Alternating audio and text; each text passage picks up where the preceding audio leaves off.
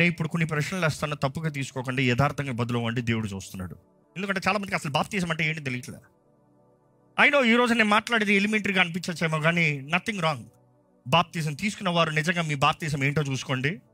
బాప్తిజం తీసుకున్న వారు ఎందుకు బాప్తిజం తీసుకోవాలో తెలుసుకోండి. అసలు బాప్తిజం అనేది ఎందుకు, బాప్టిజం అన్న మాట ఎక్కడ ప్రారంభమైంది? అసలు నూతన నిబంధనలు చూసినప్పుడు we see John the plunger అని ఇంగ్లీష్ మాట చూస్తాం, ముంచేవాడంట. యోహాను బాప్తిజం ఇచ్చే యోహాను బాప్తిజం అన్న మాట చూస్తే అసలు బైబిల్ సొసైటీ ట్రాన్స్లేట్ చేసినప్పుడు ఆ లాటిన్ వర్డ్ నుండి వేరే ఏ మాట తీయలేకపోయారు. Initial word was baptizo.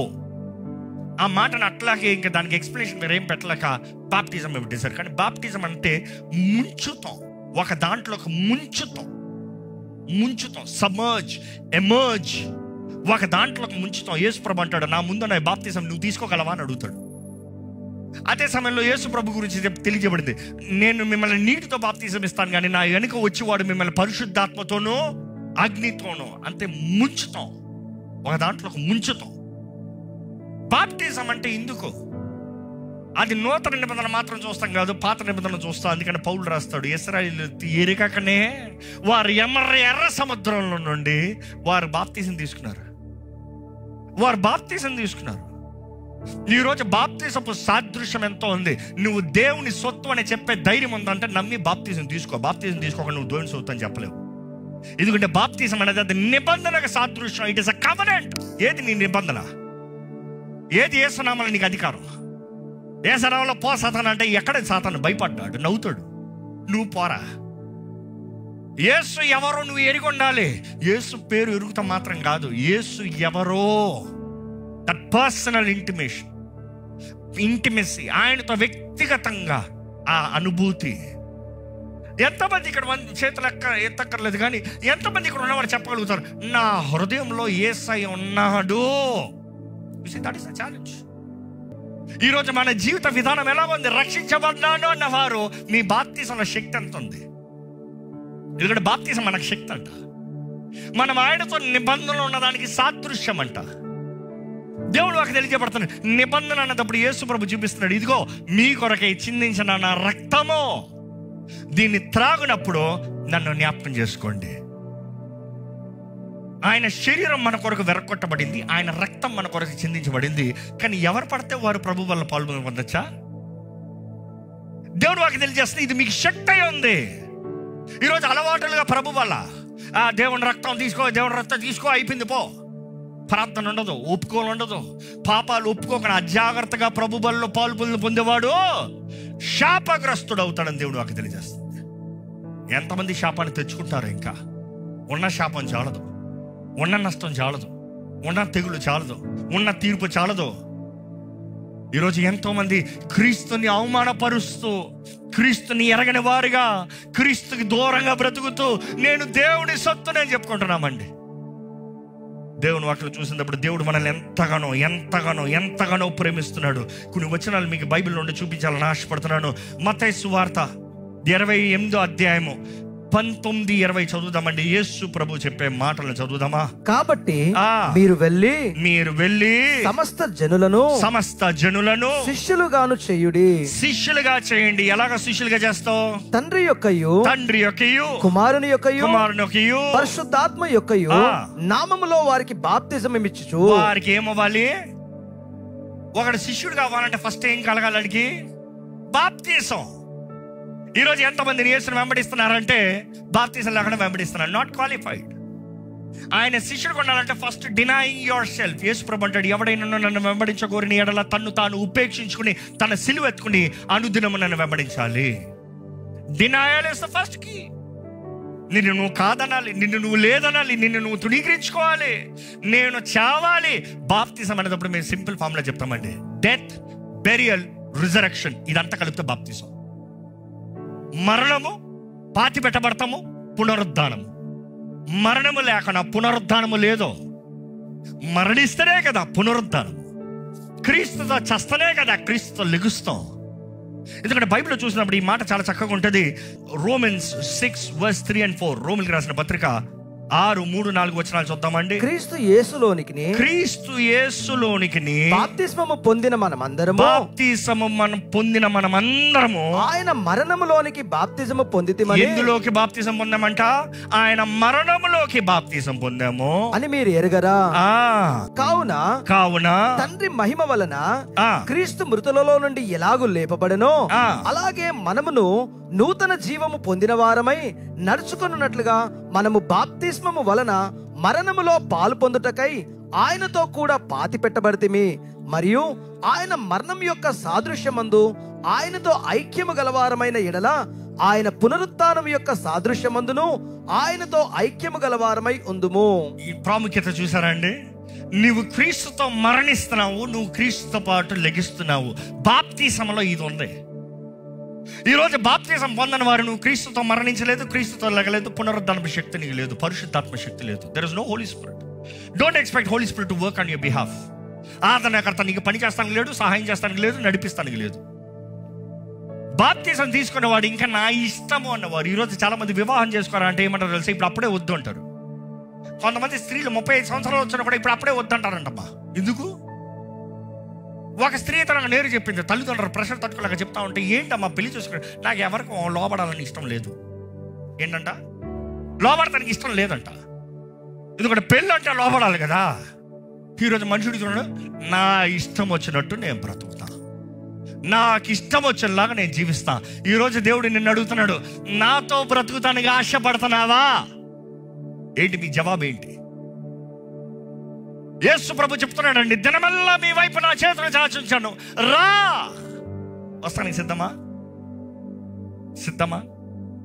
నీ కొరకు అంతా త్యాగం చేసి అంతా జరిగించి ముగించి నీ కొరకు స్వరూపమైనను సొగసైనను లేని వాడిగా మార్చబడి నగ్నంగా శిలువ మీద వేలాడి నీ సిగ్గు, నీ భారంని, నీ శాపాన్ని, నీ మోసాన్ని అంతా భరించి ఈరోజు నేను అడుగుతున్నాడు, రా, నిన్ను ప్రేమిస్తున్నాను, నీ స్థానంలో నేను మరణించాను, నువ్వు నాతో బాప్తిజంలోకి అడుగు పెడతాంతో పాతవన్నీ గతించాను, సమస్తము కృతం అవుతుంది. జ్ఞాపకం చేసుకోండి, ఒక మనిషి అప్పు ఎప్పుడు కొట్టివేయబడుతుంది? మరణంతో. చచ్చిపోయినోడి దగ్గరికి వెళ్ళి ఎవడరా రే నా అప్పు కట్టరా అని ఎవడన్నా అడగలరా? దేవుడు వాక్యం స్పష్టంగా తెలియజేస్తుంది. అదే రీతిగా మనం బాప్తిజంతో మన గతం చచ్చిపోతుందంట. నీ పైన వస్తున్న శిక్ష, నీ పైన వస్తున్న తీర్పు, నీ పైన వస్తున్న ఆ పాపం ద్వారా వస్తున్న ప్రతిఫలము, ఎవ్రీథింగ్ ఇస్ సెటిల్డ్. అసలు ఎర్ర సముద్రం దగ్గర చూసినప్పుడు ఫరో సైన్యం తరుముకుంటూ వచ్చింది. ఎంతవరకు? ఆ ఎర్ర సముద్రం వరకు. ఎర్ర సముద్రంలోకి ఇంకో మాటలో చెప్పాలంటే బాప్తిజంలోకి అందరూ రావచ్చేమో కానీ బయటికి అందరు రాలేరు. ఎర్ర సముద్రంలోకి ఇశ్రాయేలీలు వెళ్ళారు, ఫరో సైన్యమో వచ్చింది. బయటకు వచ్చింది ఇశ్రాయేలీలు మాత్రమే, ఫరో సైన్యం రాలే. Because that is the place of settlement చోట అది. ఈరోజు నీవు నిజంగా యేసుని సొంత రక్షణగా అంగీకరించే బాప్తిజం తీసుకున్నట్లయితే నీ జీవితంలో అపవాదికి అధికారం లేదు. ఈరోజు ఎంతో మంది గ్రహిస్తలేదండి. పితరుల దోషములు, పాపములు వెంటాడుతూనే ఉన్నాయి.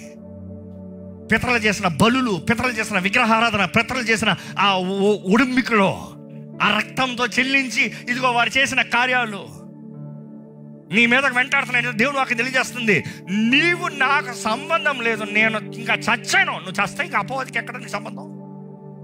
నేను యేసు సొత్తుని క్రీస్తుతో పాటు లెగుస్తున్నానంటే అంతా కొత్త అవుతున్నాయి కదా.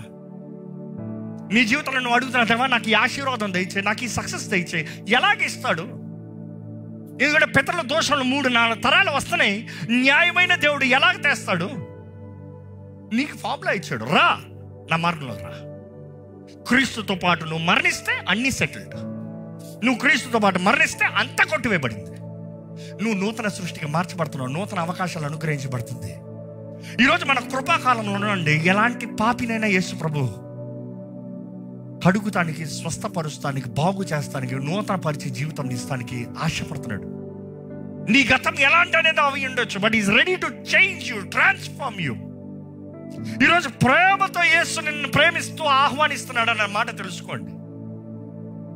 దేవుని వాటిలో చూసినప్పుడు పేతురు రాసిన మొదటి పత్రిక 3వ అధ్యాయం 21వ వచనము, దానికి సాదృశ్యమైన బాప్తిస్మము ఇప్పుడు మిమ్మల్ని రక్షించుచున్నది. బాప్తిసం ఏం చేస్తుందంటే నిన్ను the baptism that saves you now. ఇప్పుడు నిన్ను రక్షిస్తుందంట. ఏంటది? అదేదనగా శరీర మాలిన్యమును తీసివేయుటకు కాదు గాని యేసుక్రీస్తు పునరుత్థాన మూలముగా దేవుని విషయము నిర్మలమైన మనస్సాక్షిని ఇచ్చుటకు ప్రత్యుత్తరమే.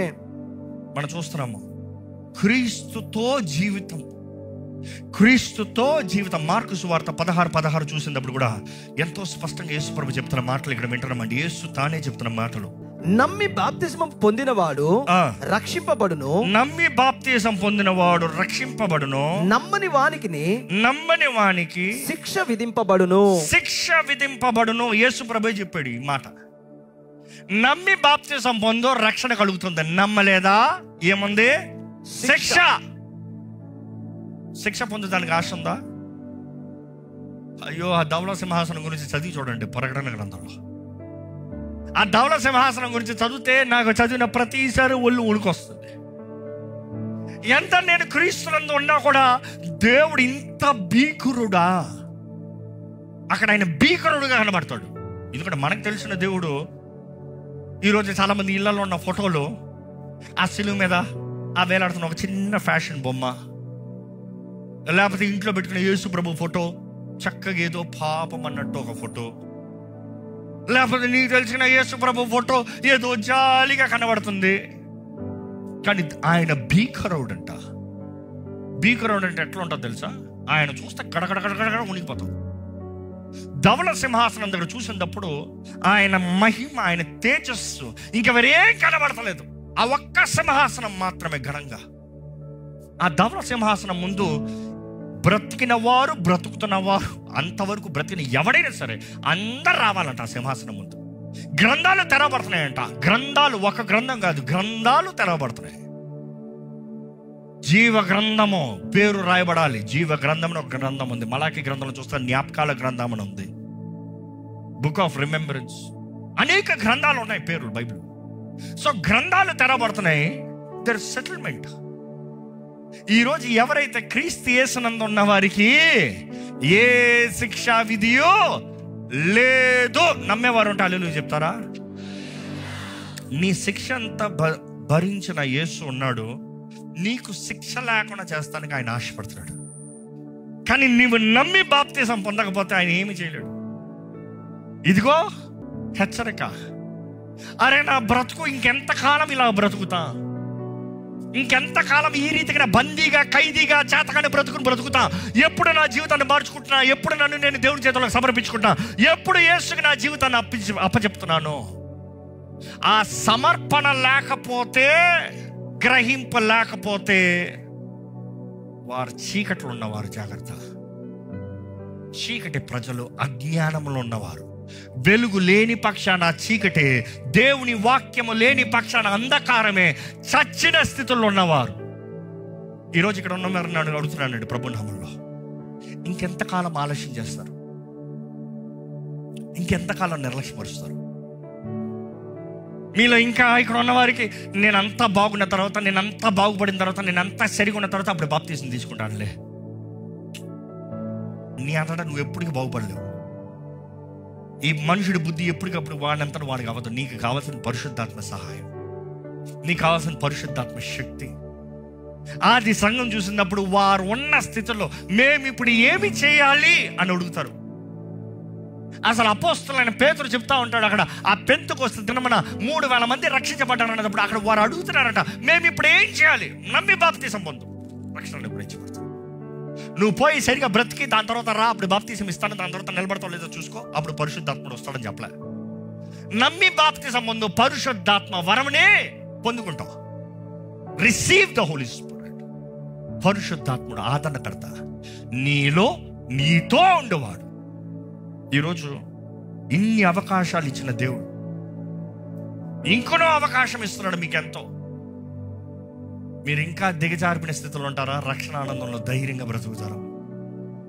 యేసు ప్రభు చెప్పిన మాట, ఒక మాట జ్ఞాపకం చేయాలని ఆశపడుతున్నాను. యోహాను సువార్త 3:5. ఒకడు నీటి మూలముగాను, ఒకడు నీటి మూలముగాను, ఆత్మ మూలముగాను జన్మించితేనే కానీ, జన్మిస్తేనే గాని. ఇది యేసు ప్రభు ఇచ్చే స్టేట్మెంట్. ఒకడు నీటి మూలముగాను, ఆత్మ మూలంగాను జన్మిస్తనే గాని దేవుని రాజ్యములో ప్రవేశింపలేడని నీతో నిశ్చయముగా చెప్తున్నాను. షూర్లీ, వెరీలీ, సత్యం, నిశ్చయంగా చెప్తున్నాను. యేసుప్రభువు అంటున్నాడు, నీటిలో ఆత్మలో తిరిగి జన్మిస్తానే కానీ ఎవడు పరలోక రాజ్యం వెళ్తాం లేదు. నికోదేము వచ్చి అడుగుతాడు, బోధకుడా నిత్య జీవ వారసుని అవ్వాలంటే ఏం చేయాలి? You see that is the same answer. ఈరోజు మనం జ్ఞాపకం చేసుకోవాలండి, రక్షణ పొందకుండా ఇంకా రక్షణ కార్యము ఆలస్యము చేస్తున్నాం అంటే ఇంత గొప్ప తీర్పు నుండి, ఉగ్రత నుండి నిన్ను ఎవరు తప్పిస్తారు? ఈరోజు మిమ్మల్ని అడుగుతున్నా, ఏంటి నీలో సందేహం ఏంటి? ఇంకా రక్షణ పొందాలా, బాప్తిజం తీసుకోవాలా, ప్రభు గారు నిలబడాలా, సందేహం ఏంటి? అయినా ఒక మాట మిమ్మల్ని అడుగుతున్నాను, ఎంతమంది అంటారు యేసుతో ఉన్న జీవితం ఎంతో ఘనమైన జీవితము అని నమ్మేవారు బిగ్గరగా హల్లెలూయా చెప్తారా? అందరూ నమ్ముతున్నారు. యేసుతో ఉన్న జీవితము ఆశీర్వదించబడిన జీవితము అని నమ్మేవారు అంటే బిగ్గరగా హల్లెలూయా చెప్తారా? అందరూ చెప్తున్నారు. ఒంటరిగా బ్రతుకుతాం కన్నా యేసుతో బ్రతుకుతాం మేలు అని చెప్పేవారు, నమ్మేవారు అంటే బిగ్గరగా హల్లెలూయా చెప్తారా? You all believe, then why delay? నమ్ముతున్నారు కానీ సత్యంని ఎరిగిన తర్వాత కూడా ఇంకా ఎందుకు ఆలస్యము? ఇంకెంతకాలం అపవాది బంధకాల్లో, ఇంకెంతకాలం అపవాది కార్యాల్లో, ఇంకెంతకాలం అపవాది స్నేహంతో బ్రతుకుతారు? లోకాన్ని ప్రేమించేవాడు దేవుని వెంబడించలేడు. ఈరోజు చాలా మంది దేవుడి కన్నా ఎక్కువ లోకాన్ని ప్రేమిస్తున్నారు, అందుకని దేవుడి దగ్గర రాలుతారు. కానీ ఇక్కడ ఉన్న మీ అందరూ చెప్తున్నాను, నిత్యత్వం ఎక్కడ గడుపుతారో నిర్ణయించుకోండి. చాలా మంది అనుకుంటారు యేసు ప్రభువుని నమ్మకపోతే నరకంలోకి వెళ్తారు, రెండవ మరణం చచ్చిపోతారని. కానీ ప్రకటన గ్రంథం సరిగ్గా చదవలేమో, అక్కడ రాయబడి ఉంటుంది రెండవ మరణం ఏంటి తెలుసా? అగ్ని ఆరదు, పురుగు చావదు. ఆ అగ్ని కొండంలో పడివేయబడినప్పుడు ద లేక్ ఆఫ్ ఫైర్, అక్కడ ఎవరో క్రూర మృగము సాతాను తానే, ఆ అబద్ధ ప్రవక్త, వారందరూ పడివేయినప్పుడు బైబిల్ తెలియజేస్తుంది యుగ యుగములు తరతరములు అగ్నిలో కాల్తూనే ఉంటారంట. నువ్వు అనుకుంటున్నావేమో నరకంలోకి వెళ్ళిపోతే ఏదో ఒకసారి చచ్చిపోతే అయిపోయిందేమో, ఈ లోకల్ ఇష్టం వచ్చేలాగా నా జీవితకాలం బ్రతికి. No no no no no no, for ever and ever కాల్తనే ఉంటావు, వేధించబడతానే ఉంటావు. క్షణ మాత్రం పాపానికి యేసుని విడిచిపెడతావా? కొంతకాలం కోరికల కొరకు నిత్య అగ్ని కోరుచున్నావా? లేదు, యేసుతో పాటు నిత్యత్వం, ఫరెవర్ ఆయన మహిమైశ్వర్యములు ఆనందంగా సంతోషంగా సమాధానంగా ఉంటావా? Choice is yours. కానీ ఈరోజు ఇక్కడ వచ్చిన వారందరూ ఒక నిర్ణయం చేయాలండి.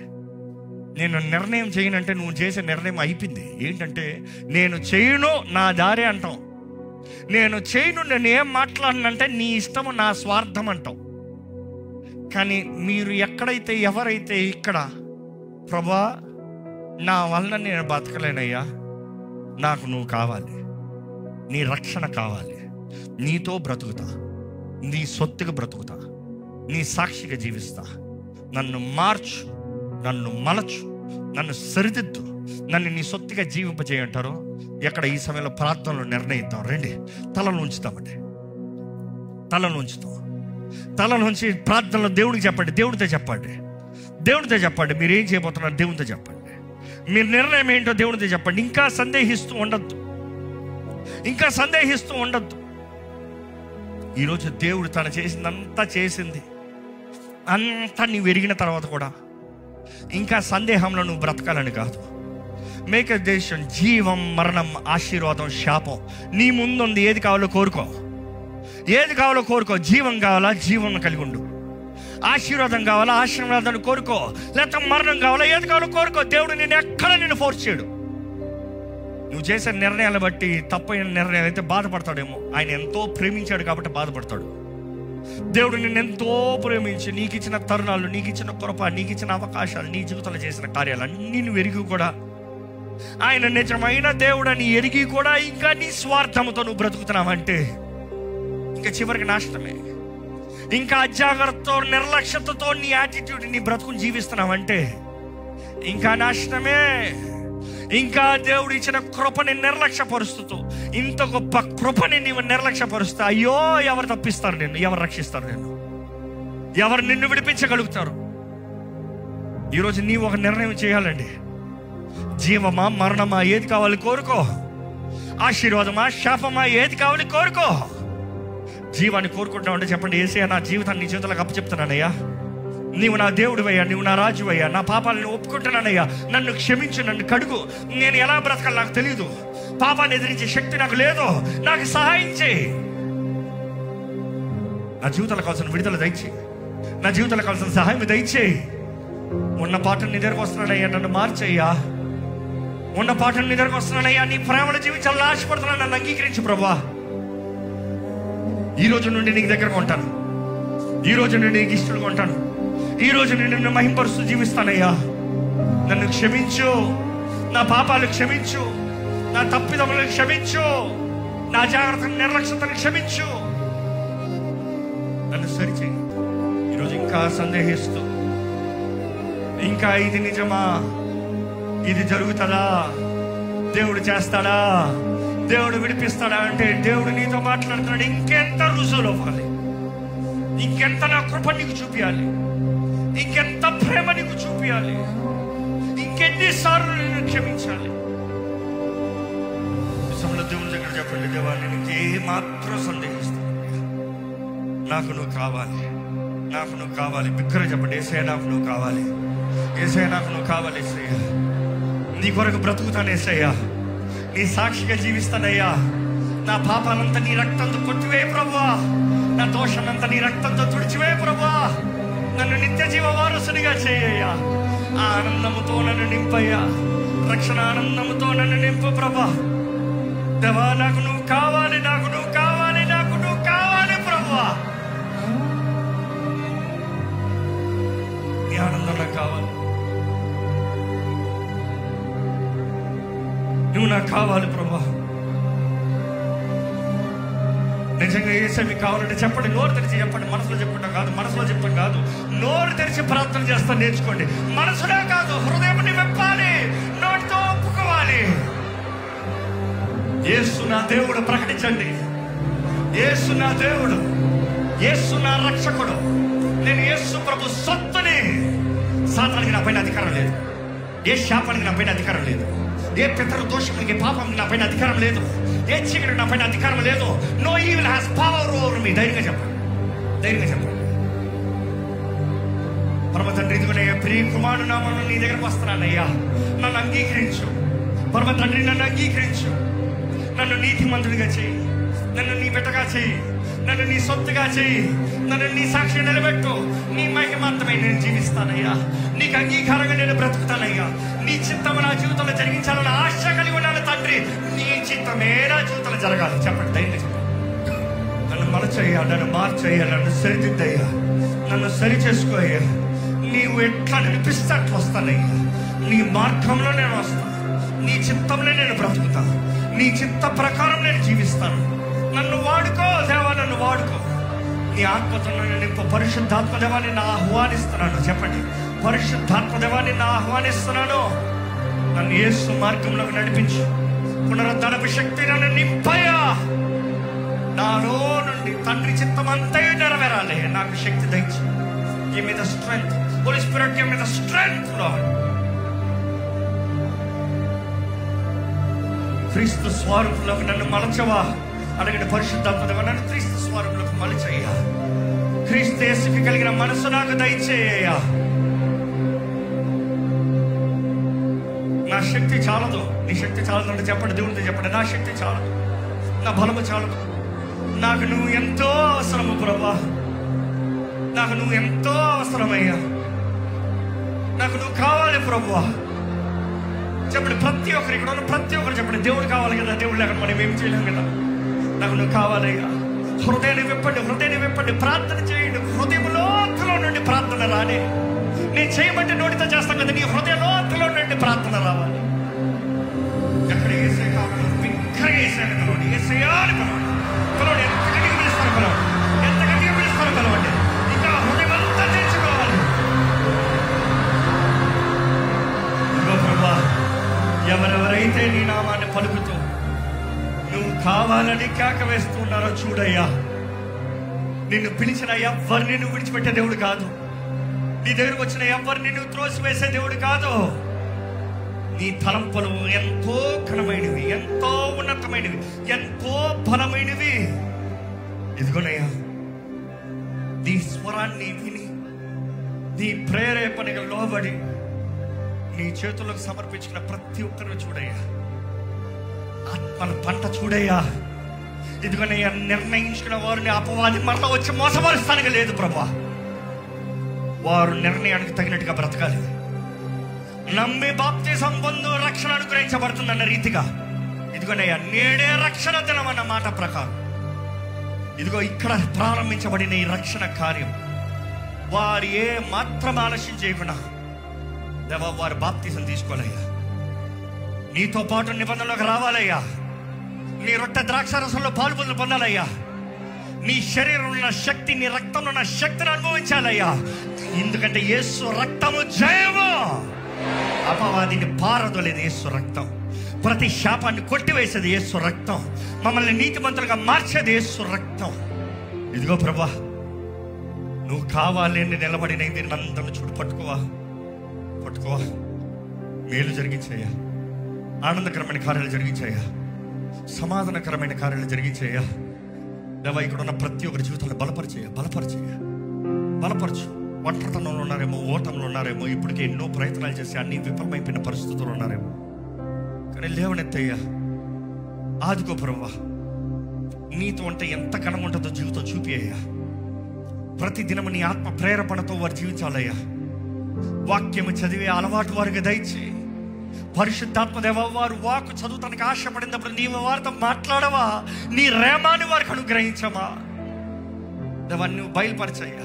వారికి కావాల్సిన జీవ వాక్కు దయచేయ. వారికి కావాల్సిన వాగ్దానాలు దయచేయ. వారికి కావాల్సిన ఆదరణ వాక్కులు దయచేయ ప్రభా. నిన్ను ఎరిగిన వారుగా, నీ సహవాసం కలిగిన వారుగా నీ బిడ్డలు ఉండాలయ్యా.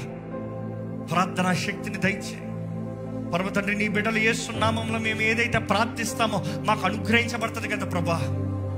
నీ ప్రియ కుమారుని నామను ధరించిన మేము విశ్వాసంతో నీ దగ్గరకు వస్తే, ఆ కృపా సింహాసనం దగ్గరికి మా అవసరతల నిమిత్తమే మేము వస్తే నువ్వు ఎక్కడ కాదనవు కదా ప్రభా. ఇదిగోనయ్యా, నీ బిడ్డలుగా, నీ రక్తంలో కడగబడిన వారుగా, నీ సొత్తుగా మేము జీవించాలని ఆశపడుతుండగా తండ్రి, ఏ ఒక్కరు నశించడానికి ఇష్టం లేదు. ప్రతి ఒక్కరు రక్షించబడాలనేది నీ ఆశ. నీ రక్షణ మార్గంలోకి వస్తానని అడుగు తెస్తున్న ప్రతి ఒక్కరిని బలపరిచి, నీ ఘనమైన నీ చిత్తము, ఘనమైన నీ కార్యములు, నీ వాగ్దానాలు నీ బిడ్డల జీవితంలో నెరవేర్చమని నజరేయుడైన యేసు నామములో అడిగి వేడుచున్నాము తండ్రి. ఆమేన్, ఆమేన్, ఆమేన్.